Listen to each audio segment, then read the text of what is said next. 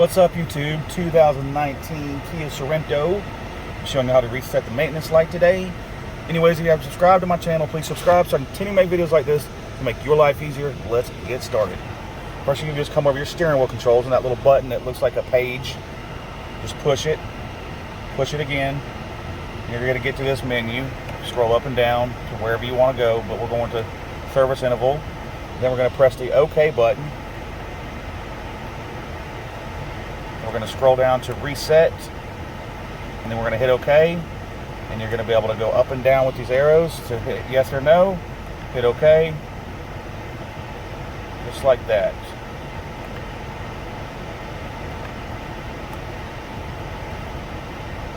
And then to back out, you just hit that little page button again, and let's verify that it went off.